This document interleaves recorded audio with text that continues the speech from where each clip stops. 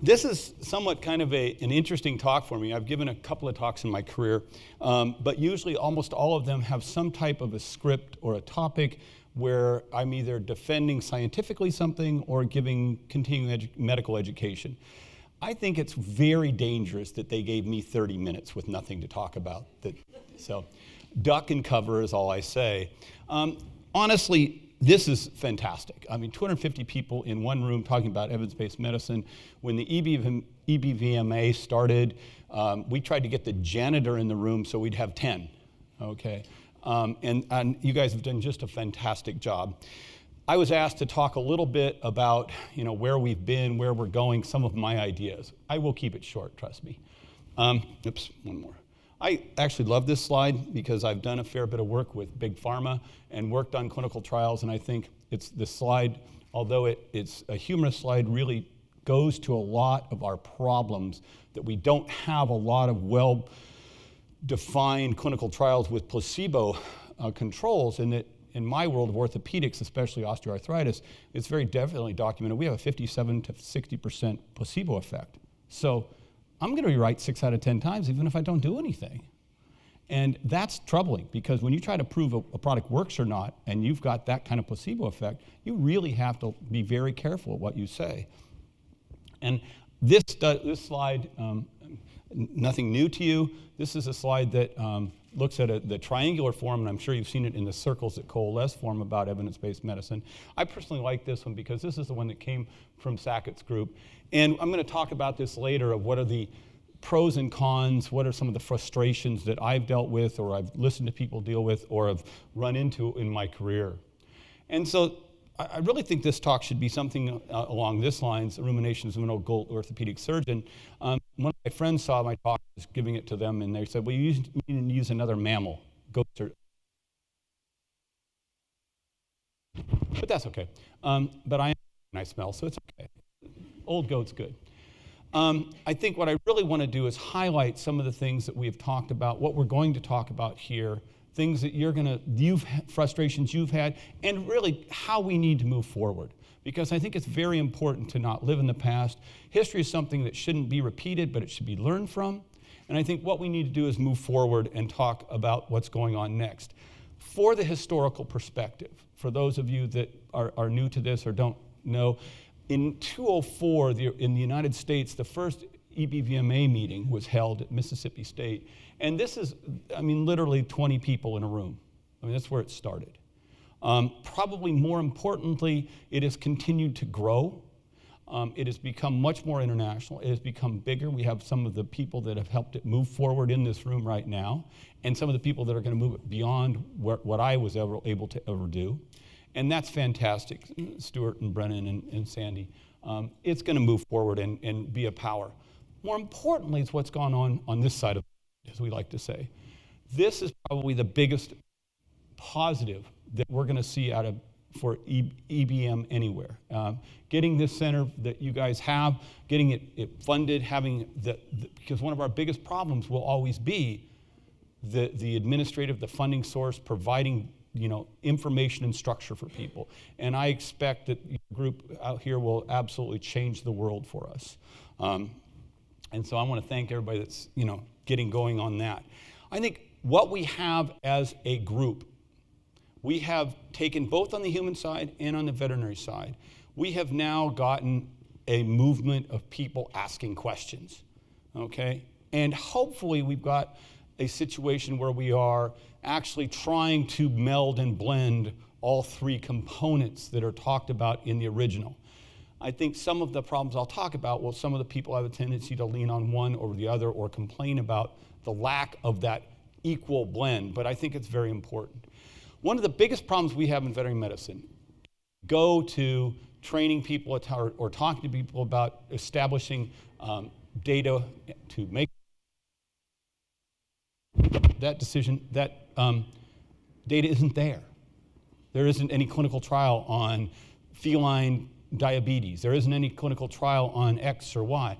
Well, that's true, and that's one of our limitations. However, it's one of our opportunities.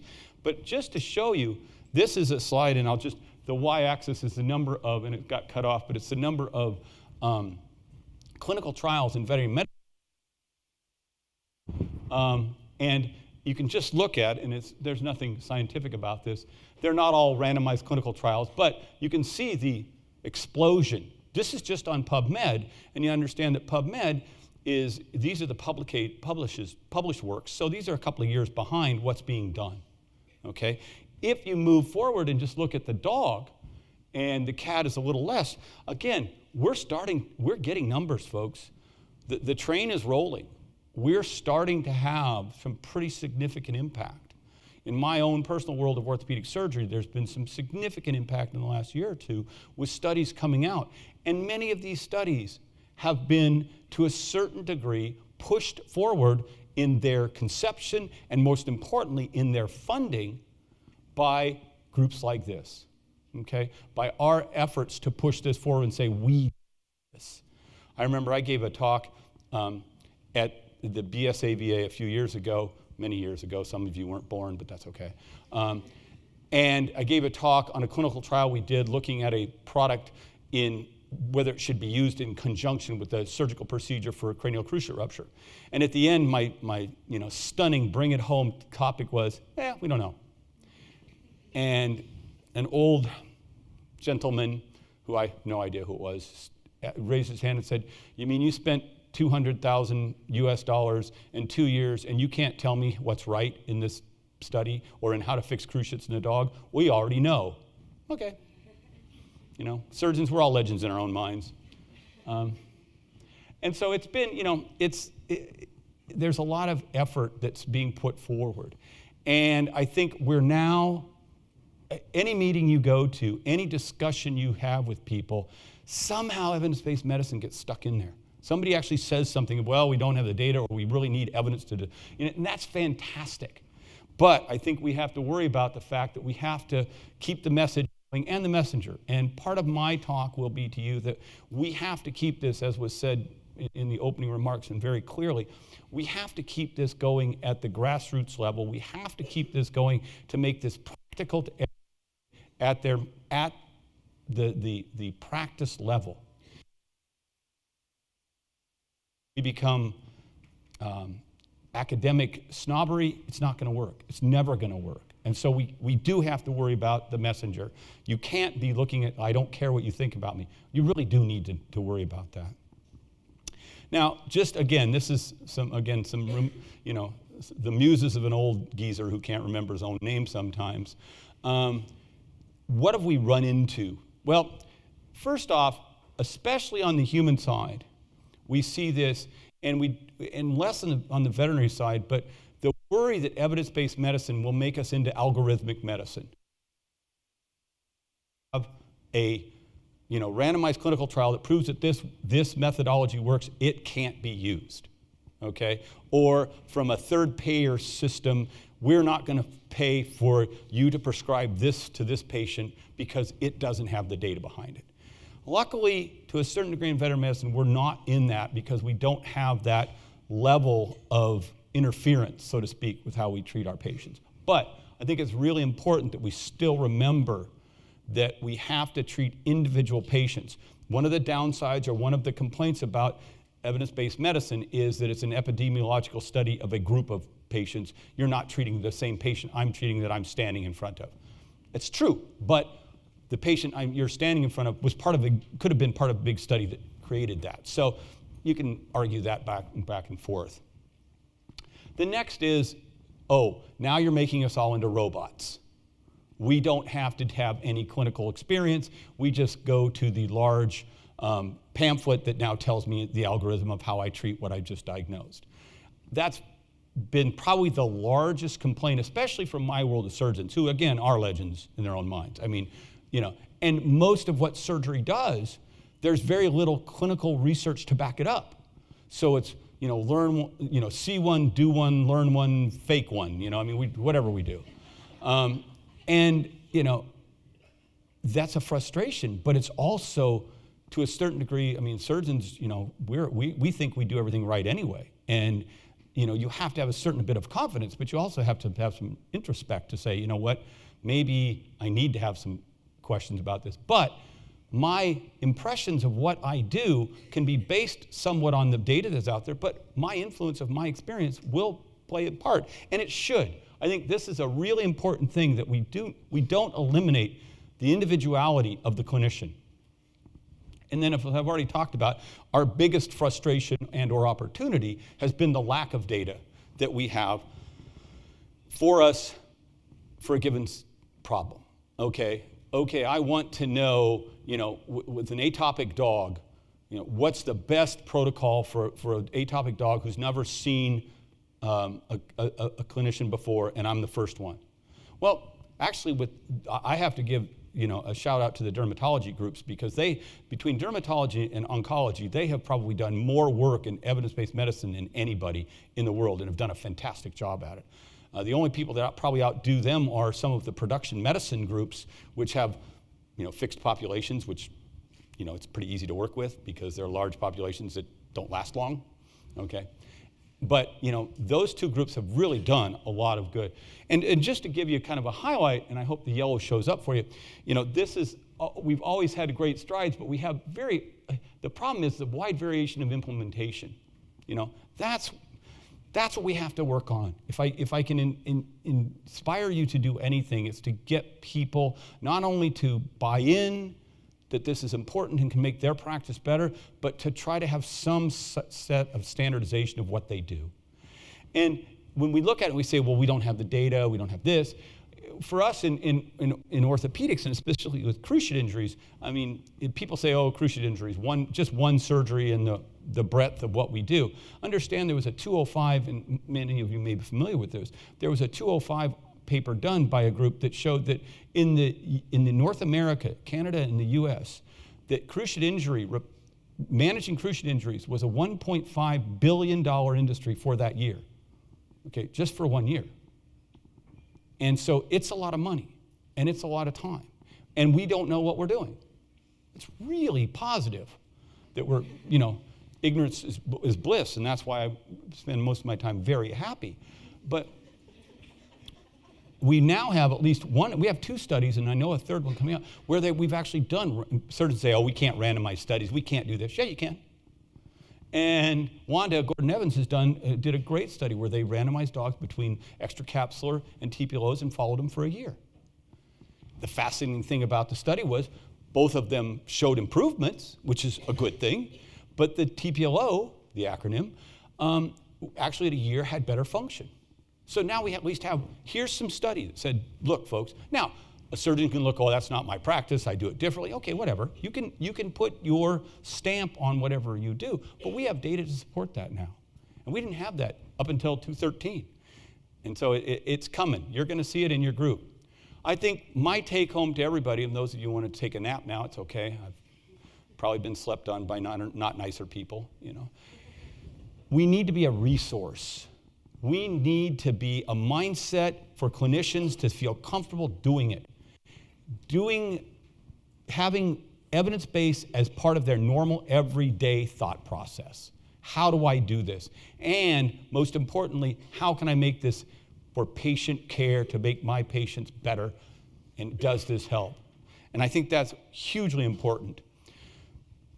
We cannot be seen as impractical, elitist, argumentative.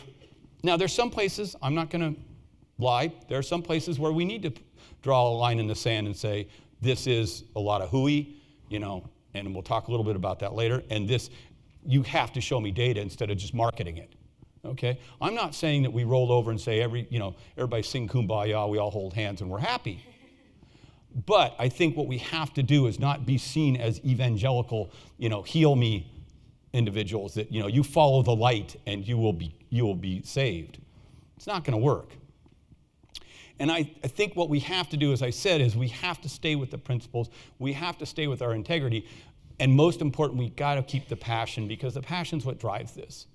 Our wants and our needs for our patients have driven us through our clinical lives. I've been doing this a few years. Unfortunately, I hate to say, you don't want people when they read your bios to actually read what year you qualified, okay? Because, Fred Flintstone and Barney Rubble were there with me, okay? So we don't need to mention that anymore. Some people find it as a goal. I don't, I think, that's kind of my rah-rah part, and I'm not a good rah-raher, okay? But that's kind of where I say what's what we need to do. I think we also need to look at some of the problems we've had and some of the things we need to overcome. Unfortunately, the slide doesn't show up. I didn't put this big enough, but these are birds, and it says, and they're standing on nothing. It says something about wireless technology, which I think is hilarious. And a cat, teaching a cat to sit, that's a joke. But I think we have to look at how can we make this better for people? How can we do this? And I think the most important thing we can do is we need to get the technology. We've got a lot of people working in the technology side, which is fantastic, because I'm a Neanderthal when it comes to technology, and I'm proud of that. We have to look at the training, not only, and I think we're getting by the concept of teaching people the concepts of how you do the nuts and bolts to ask a question, to search, and to get an answer. I think that we're over the hump of getting that aspect out there, but we have to go on to the training of people of how do they do this and meld it into their practice. How does a group practice get this to work for them? And then I think we have to get people the fear, and having run a couple of marathons in my life, get people away from the fear of, can I do this and can I finish it?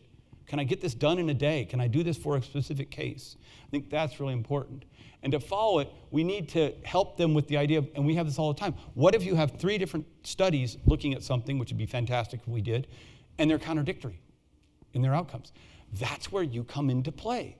People can't deal with that, and that's where, if you don't, one study says this doesn't work, one study says it does work, you then have to go back to the studies and look at the data. There's no bad data and good data. I've done a number of systematic reviews, and I've actually had people call me on the phone, knowing that I was doing it, say, how'd my study do in your thing? That's immaterial. There's no bad data and there's good data. There's stronger data and weaker data. It's all about hierarchy. It's all about, and it's your impression of it too. It's a basis, a lot of it's your impression. So we have to be very careful in helping with that. And then we always need, and hopefully with your center, we can work with this and get other people, but it's getting managerial to buy into this, even at a practice level. We need to get the help, we need money, but everybody needs to work on this themselves, because there's not the magic easy button with the money fairy running around and handing stuff out. If there is, I want to get in line, okay? And so our ongoing things are what we need to guard against, and this is the number one right here, and we've all seen this, and those of us that are attuned to evidence-based medicine have seen the term evidence-based medicine hijacked by marketing or by those other ideas on how to manage things that may not be mainstream. We have evidence-based for X or Y, and I've seen that at meetings. I've seen the title say, we've got evidence that this, and then you go to it and you go, really? Your definition of the word evidence and mine are not the same, okay?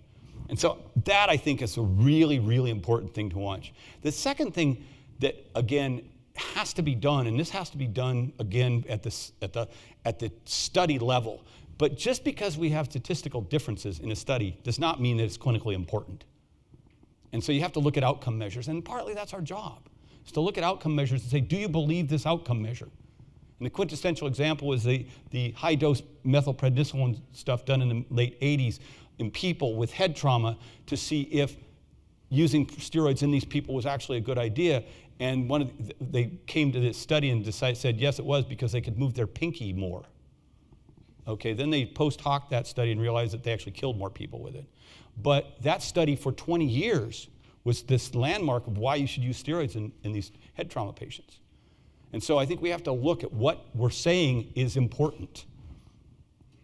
And evidence-based medicine has a weakness, and it doesn't do well against comorbidities or multiple morbidities, because we don't have the study. And in my world, the classic example is the use of non-steroidal anti-inflammatories, which I do a lot of research on.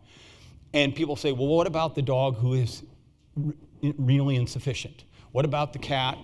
There's all these addendums that are absolutely there. We don't have the data, okay? That's where we have to, again, best data available plus your clinical experience plus the animal. Put them all 3 together. Put them in the pot, stir it around, come up with something, okay? So I think that's important. And I think what we have to do is guard that we don't have as yet in veterinary medicine, although with some of the larger corporate practice kind of concepts we may run into, and that's algorithmic medicine derived solely from the epidemiological studies. Okay, that's what scares people. I don't think we have that fear as much because we don't have that as, again, the third-party system. We don't have people telling us how to do things. But we need to watch that, okay? And, no, you know, I am notorious. I'm a horrible non-confrontationalist, but when I have to, I'm no problem saying, there's the 800-pound gorilla in the room. One of the 800-pound gorillas we deal with is the alternative or complementary medicines. God knows they're out there, and they're sold. There was a study done many years ago by Bruce Caterson's group that they tried to see how much chondroitin was actually made in the world and how much chondroitin was actually sold. And to their best guess, there was 10 times more sold than made. Does that surprise anybody? Sure as hell doesn't surprise me. That's my first non-appropriate word, and I'm that long into it? Wow, I am on good behavior. You know, so we have to be careful, but we have to demand that we have data. I mean, I go into a room all the time with people that have been on the worldwide disaster and are telling me how to treat their animal. It happens all the time. Ultimately, though, we can't be uppity and tell them, no, I know what's best for you and your pet, because they're the one spending the money. They're the one making the decision. What we have to do is provide them with the knowledge base that they know, and that doesn't have any data behind it. An example in the United States is the use of tramadol as an analgesic. I gave a talk 3 weeks ago at another meeting. I don't talk too much anymore. Maybe people have gotten tired of me, I think. And I also have a 14-year-old daughter who's my world, so I stay home with her. But I had people afterwards going, I didn't realize there wasn't a single clinical trial that proved tramadol worked. I'm like, nope, there's not. Nor is there for gabapentin and amitriptyline and, you know, St. John wort weed and, you know, whatever, you know, Rastafarian beads underneath your bed. They're not there. You know, so we have to get our owners to know what's out there. And so I think that's really important. And also, we have in the States a bit of an issue where we have some universities, and I'm not demeaning them, some universities that are establishing complementary medicine services. They're having an acupuncture service. They're getting money from the holistic veterinary medical groups that are raising lots of dollars to promote those types of things. Fantastic, as long as they're doing it in the context of, can we make it show that it works or it doesn't? Not, we just do it because everybody else does, okay? And we have to hold them to that. And I have a very good friend at the University of Tennessee, Joe Bargis, who, and I could say his name publicly because I've told him this, and we've been friends for many, many years. That's what he's hoping to do with his group. Now, whether it actually happens or not, but we have to demand that of them. We can't let that slide. And so I think what we need to do is remember, and this is most important to me, to continue to promote the ethical care of our patients. And people say, well, what do you mean ethical care? I have a real issue, and if I ever get up on the soapbox, is when people spend their good, we work in a world of you know, people's disposable income. Okay, that's our world. When we talk about spending what they have of disposable income for their pets, and they're spending it on alternative or complementary or unproven medicines, and then they don't have the money to spend on stuff that we know works, that irritates me. That pisses me off. Because that is frustrating. Now, conversely, if they've done everything that we've recommended in the, quote, traditional world and everything we have based on our science, and they want to go out looking because they're unsatisfied, I'm fine with that. That's how innovation occurs. But as we do that, we have to demand that we see that actually have some documentation. And so I think it's really important we do that. I think what we have to do is we have to go beyond just teaching people how to search and critique data, because we've been doing that for the last 20 years. Mark and everyone in this room, that's what we've done, is trying to just get people into the system. Here's what you need to do. We have to go beyond that now. We actually have to make it work. We have to make people fearless, okay? Because fear is the main motivator for not doing this, okay?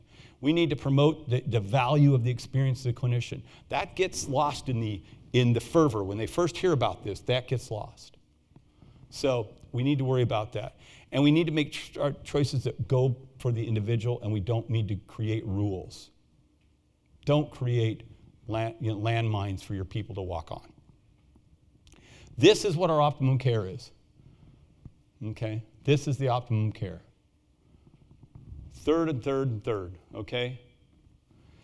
in my world, in orthopedics, when we talk about pain management, this is where the world is. Let's be honest. We have some research, which is fantastic, okay? But what takes over is our preferences, and the client kind of gets squeezed. Okay, that's just natural. That's our arrogance, that's our confidence, whatever that is, okay? Now, in my world, when you shift to the complementary medicines and everything else, this is where we're at. Let's be honest. I'm not saying you shouldn't use these and shouldn't do this, but let's be honest about what we're doing. Let's be honest with our clients about what we're doing. And a lot of people come to them and they give them 5 different things, and they go with, and those people leave with kind of a uniformity that all 5 of these are proven and work. And it's just not true. So we need to be very careful of that. So the goals, we need to remain to be the ideal goal for our practice. We need to have it keep pushing. I do want to, and some people sometimes criticize me when I say, but we still need to be open-minded to differences. We still need to be inclusive. We can't be exclusive and high-minded, okay? We have to worry about it. But remember that we also need to critically appraise ourselves all the time, because the only way you get better is to burst your own bubble so somebody else pokes a hole in it, okay? And finally, we need to make sure that we strive to stay in the conversation at all times, which we're doing a really good job with right now, okay? And with that, you got to watch the kitty on the left. He actually moves. And I want to own that cat. They'll open the bottle for me. And with that, I'll take a couple of questions. This is the reason I get up in the morning, right there. She's jumping into the water. And just to show you how screwed up the United States has gotten, this just happened to me. This slide is just some old guy doing stupid things at Ironmans and things. And I showed this slide. I got 2 evaluations back that said it was inappropriate to show anyone in spandex in public. Really? I mean, come on. If you followed the sequential steps, I went right there to the med tent. Don't go to the med tent, okay? When you end up in the med tent, bad things are happening. People are falling over, people are being trucked out. It's not a good place to live. With that, I can answer a couple of questions before you actually have a real talk. Any questions?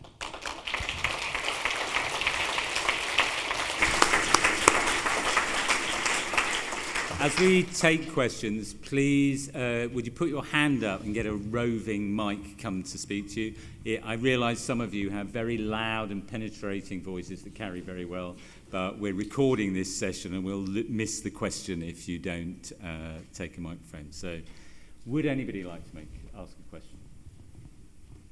Oh, wait a minute, we have one. Annette? Yeah, stick your hands up or stand up and then you get your mic. No, that's no problem. Hey, Steve. Thanks very much. Great talk. I was wondering, that is echoing. Could you address, I really like your point about uncertainty and fear, and I was wondering if you could address how we might improve that in the veterinary curriculum and then afterwards for clinicians who have graduated. Yeah, I think you hit the nail on the head with the question, which is always nice. And the question basically was the fear factor. How do we get away from that? But Annette did it because she's smarter than I am. It is identifying it and getting it into the curriculum with people early. Make this part of the early curriculum in school so that this isn't a post-graduation thing that another thing to have to learn. And to me, that is making it as much as learning how to do a physical exam, or at least identifying that this is a methodology to use. I don't think we're ever going to get into our curriculum a whole course on this, nor do I think we need one. But I think what we do need is we need to identify this and tell people, here is a methodology that can help in your practice, and what we need to be able to do, and there are people in this room that can do it fantastically, because I know some of them and I've seen them either speak or write, is to show it how it will work for you and be a positive thing for you on a day-to-day basis.